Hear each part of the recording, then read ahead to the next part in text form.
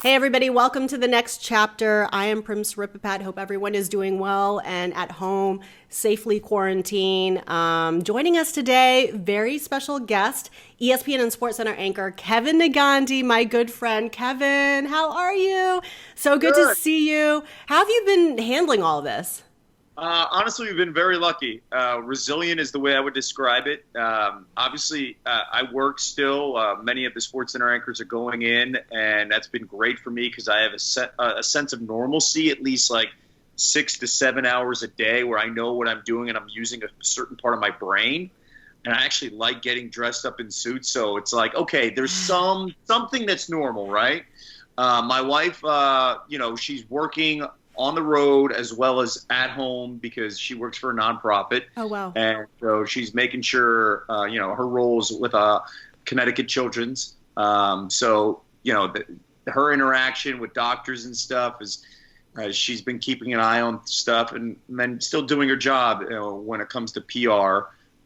My kids have been great because 7, 6, and 3, and we're still at that age where they think it's cool that they get to stay home every day.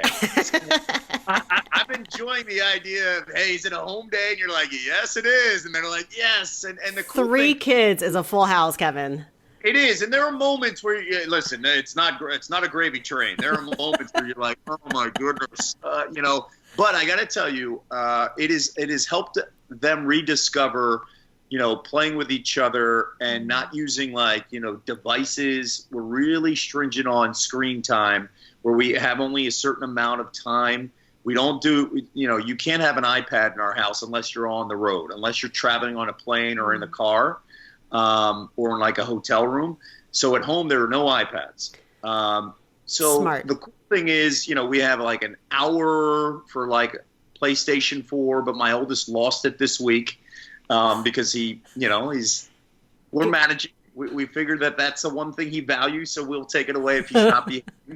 And they've discovered board games and like other toys in there, and you'll discover this too. Love that it. there are so many toys around the house that it all gets lost in the jumble, and then they rediscover and they're like, oh, it's like new. Yes. And that's what we're going through right now. So it's been very good. Oh, we throw the kitchen sink. I mean, I literally throw everything, anything from like pasta and shoelaces to making necklaces. I'll get stuff from kitchen appliances. I'll even get toilet paper, like things of toilet paper, and he'll jump on them like they're pillows. I mean, it's just like really using anything. And then getting creative, right? Yes. Like yesterday we made robots out of cardboard boxes. Oh, We wow. made like a whole morning project. So I wanted them to design it. Now, granted, they had Dad do it, but I wanted them to figure the whole thing out. And then what do they want to do? How they want to add it? And like, how do we make the arms? And we got plastic cups. So we're using other things that we didn't, I think were in the house. But now it's like, no, hey, let's find this, let's find that, and let's improvise and find a way to make it fun. In the end, though, Prim, I think you can probably attest to this, and people who are watching, we have a tendency to overthink. Our kids just like, what do we got? Let's figure it out. Let's find a way. Yes. And they're teaching us in the process. You kind of mentioned about improvising, and I feel like in any work situation, everyone's had to improvise, whether it's doing it from home and distance learning or whatever. But how has all of this affected your work professionally as a sports center anchor? You got to be creative, right? And you got to find a way to manage through moments where you're going to be serious because we're aware of the pandemic, but also find a way to add some levity and humor. Like the other day in commercial break, Laura Rutledge was joining us via FaceTime, and she had a background of a bunch of wood. And Carl Ravitch and I were joking with her, and I made a comment to her. I was like, well, where exactly are you? And she's like, it's not a sauna. This is part of my house.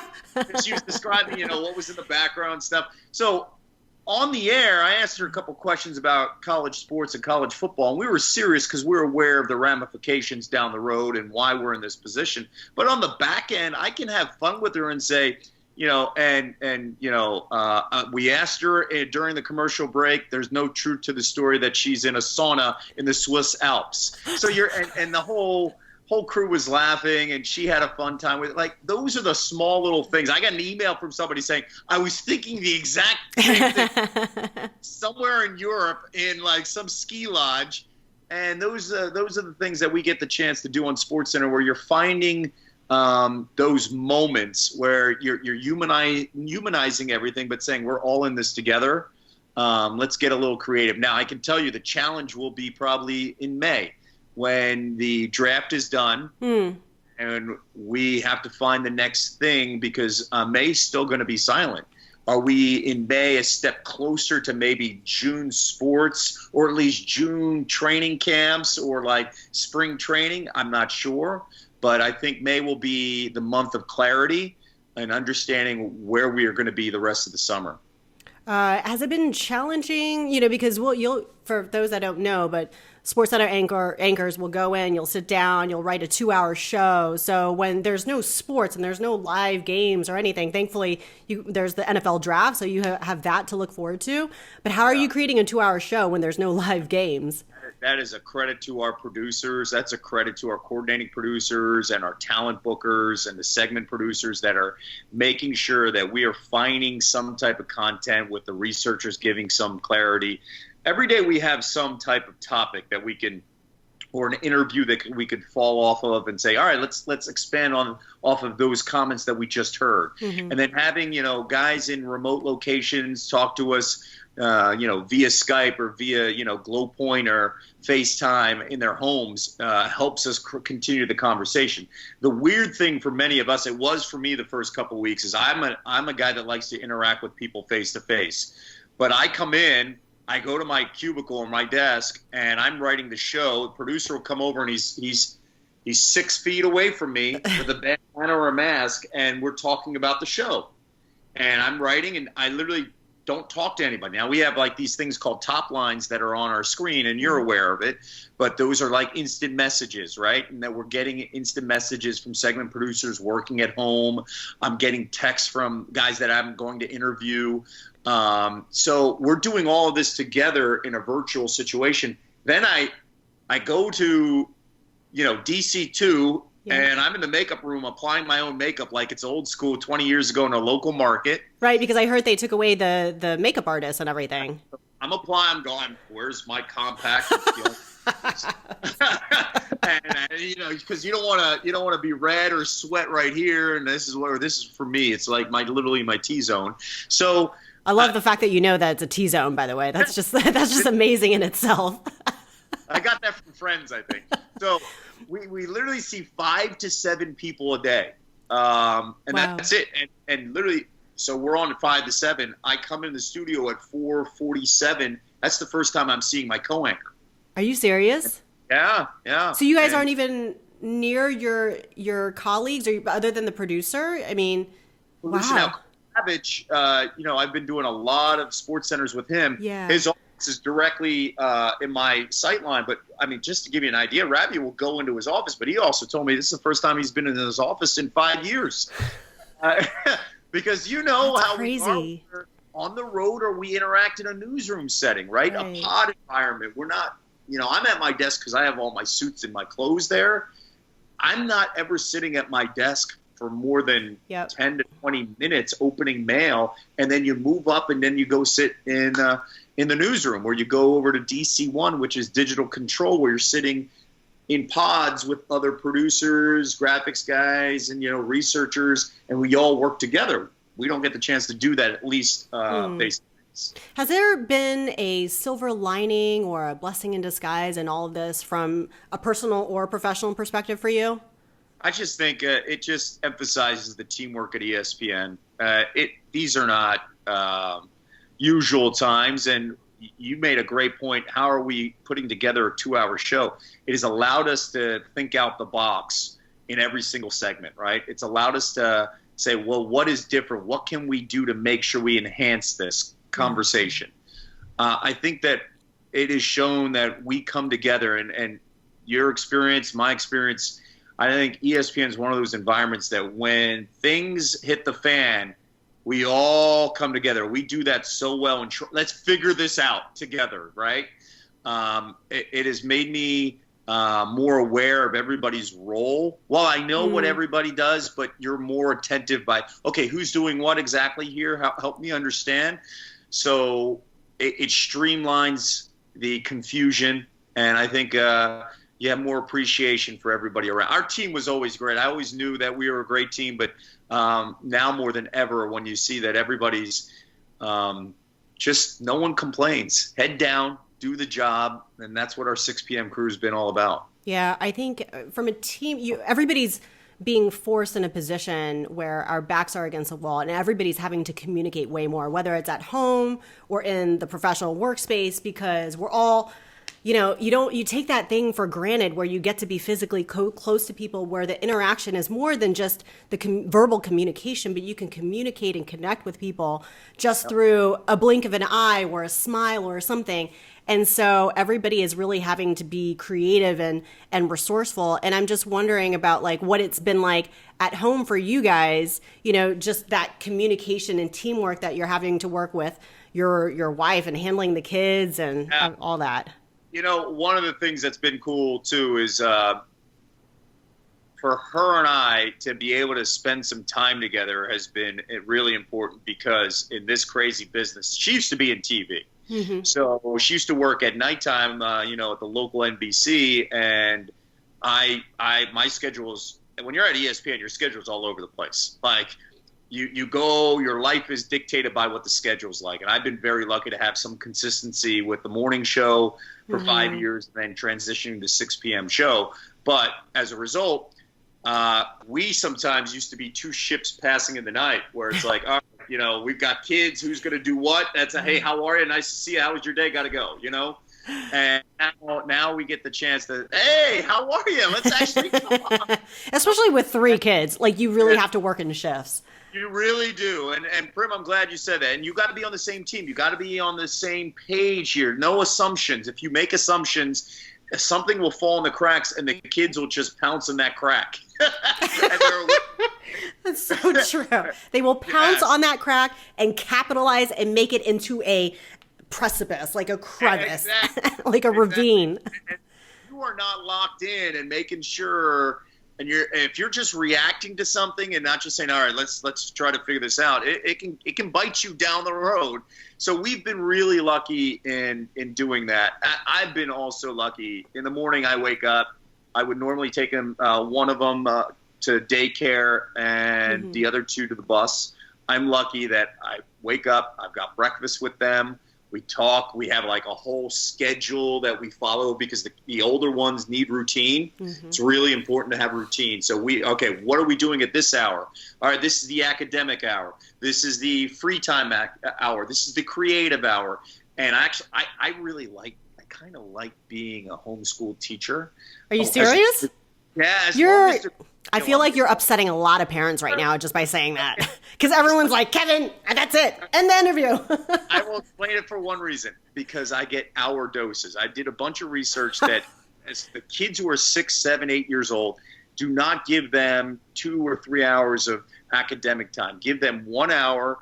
Stay focused with them. Let's move on, especially with boys. Let's have like a competition. We have a bunch of sports competitions in the house. That's great. Then come back later in the afternoon. Let's have an hour of reading time. So it's an academic thing, but it's an hour of reading. I like that just because now I know where they're going.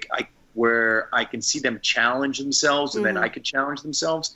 And it kind of gives me an idea of, all right, how are we progressing personally? I don't just want to see test scores. I don't want to just see, workbook paperwork. I kind of want to see how you're figuring the whole thing out. And you being an immigrant, daughter of immigrants, me being a son of immigrants, it takes me back to some of the things that my mom and dad instilled in me that I kind of do it now and kind of do it every single day. Of the basics, and I get to do it when they're actually listening to me, because they're only 7 and 6. Because I know in 5 years they won't be listening to me the way they are now. Yeah, it's all over once they hit the adolescence phase. It's all over. I love how you're turning homework into an athletic competition. I wouldn't expect anything less from you. And speaking of that, I can see that you are your man cave, it seems like, is splattered with sports memorabilia. So I think it's time for quarantine cribs. Are you ready? Let's do this. Okay. So where is your favorite spot in the house? I assume it's where you're at right now. It's safe to say it would be right here, where I have a little bar in the back. Well, Yeah. it's not little, but a nice little bar. And I'm surrounded by, kid stuff and my beautiful daughter's little play. She's got her little dollhouse. That's a nice feminine touch to the man cave. Yeah. You know what? We need a little bit of that. There's too much testosterone in this, as my wife would say. But if you like Philadelphia, then you may like some of this stuff. I'm a nut when it comes to Philadelphia sports. This is one of my favorite things. That's Wow. Larry Bird and Dr. J. I remember everything about this. It was a preseason game in Hartford, and do you know, to this day, Larry and Dr. J deny that there was a fight. And look Really? at them. Yeah, they're literally clutching each other's neck. That's fantastic. Yeah, Larry said apparently the story is that Larry, Dr. J came a little bit ahead of Larry, and these guys were major rivals, the Sixers and Celtics. And Larry, during the preseason game, made a comment out loud where other people heard, "Why are you having that old man guard me?" Oh my God. And my man, Dr. J, well, Larry's a phenomenal trash talker. My man, Dr. J, did not appreciate that. So we got a little, Dr. J and my love for him. And so you mentioned the competition. So I've got a little Sixers wing and a Phillies wing. And then we've got this. Oh, yes. That's nice. I saw that on your Instagram. I saw your kids playing on that thing. I was wondering where that was. Yeah, it's a Papa Shot, and we made a Final Four. We made a really cool Final Four bracket thing where they decided the categories, Prim. And Prim, you got to keep this in mind. Like when your little man gets a little bit older, we made categories where 16 of their favorite superheroes. Yeah. That was one bracket. 16 of their favorite animals, another bracket. 16 of their favorite cartoons, and then 16 of their favorite candies. So we had different regions, and then they seeded them. This was all them. Oh my and gosh. then we go to the Papa Shot, and that's how we determine who would advance, who would advance, who would advance. That's fantastic. So, Like, can you show the bracket? Let me see that thing. sure. It's a little jumbled, but That's great. Look at that thing. 7-year-old would fill it out. Now, understand this. My 7-year-old Foxes? also. Is that who won? Yeah, Foxes was the 1 seed, and he made sure, I think he rigged the whole thing. He made sure they won. That's awesome. This is how he would do it. Like, if there was a team that he really wanted to win, he would assess who was playing, and then he would give the assumed team he wanted to win to the better person that was playing the game. So, like, if I played him, he'd be like, "Dad, no, you be Foxes," and I'm like, "No, I don't want to be Foxes." But he knew that he was going to lose to me. So, That's a smart boy. I see where I have a feeling I understand where he gets his intelligence from. While you're up and running, do you have a fridge down there? What's in your fridge? I do. We got a fridge. We got the little Eagles thing. Oh, yes. Yay. Let's Eagles. see what we got. Some. Yeah, man, you've got like a favorite serious. Jackson. So Great. when I met Bo and I lost my mind. So here's an assessment. By the way, funds and liquids are low considering where we're at in this time. But Yep. this is some of the stuff that we got out. Solid. I'll have Grey Goose on the rocks, please. All right. Well, we've got plenty of that. We are stacked with. Man, that's all right, awesome. Fridge is here. Let's see. Great. Let's see. We are not Coke drinkers, but we just brought it just in case. That's good. So I got a little low on the Heinekens. And that was a while back. I'm a huge gin and tonic guy, so I've got these tonic waters. Do I see some wine coolers in there in the back? I'm just kidding. I have no idea what this is. It's like a mixer that my wife likes. The cucumber stuff I never understood in drinks. My wife is a huge cucumber fan. Oh, refreshing. Yeah, so Great. really the stuff is here. And I'll tell you one story about this, Prim. I don't drink Bud Light, but one day this steel case showed up at my house with no like return address, had no idea what was going on. So I opened it. By the way, it weighs like at least 40 pounds. I opened it. To this day, still don't know who sent it to me. No way. And don't know how that person got my address. But look what was inside. Oh, whoa! That's rad. That's pretty awesome. So it was kind of crazy. That's a little eerie and a little creepy, but pretty cool as well. It's like creepy and cool. You know, I keep it just to keep it, but I have no idea what to do with it. There's no way I would drink it because I'm going to save them. But it was that's crazy. Enjoy this real quick. The 6th.